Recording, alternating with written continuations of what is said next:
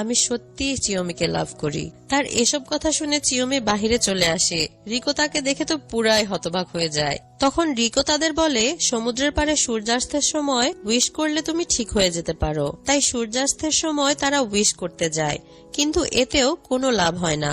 চিয়োমি একই রকম থেকে যায়। তখন চিয়োমি বলে, আমাকে বাড়িতে নিয়ে চলো, আমি বাবা মাকে সব জানাতে চাই। কিন্তু মিনামি বলে, হতাশ হয়েও না, কোনো না কোনো উপায় ঠিকই বের হবে। এরপর হতাশ হয়ে তারা দুজন বাড়ি ফিরে আসছিল। তবে এমন সময় একটি গাড়ির সাথে মিনামির অ্যাক্সিডেন্ট হয়ে যায়। পাশ দিয়েই চিয়ামির মা যাচ্ছিল। সে এসে তখন চিয়ামিকে দেখে অনেক অবাক হয়ে যায় এবং এরপর মিনামিকে হাসপাতালে নেওয়া হয়। চিয়োমিকে নিয়ে আসে বাড়িতে, যার জন্য সবাই তার সম্পর্কে জেনে যায়।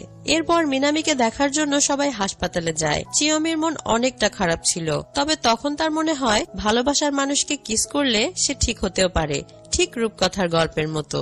এই ধারণা নিয়ে সে অসুস্থ হয়ে পড়ে থাকা মিনামিকে কিস করে, আর এতে একটি আলো তৈরি হয়। আর অবশেষে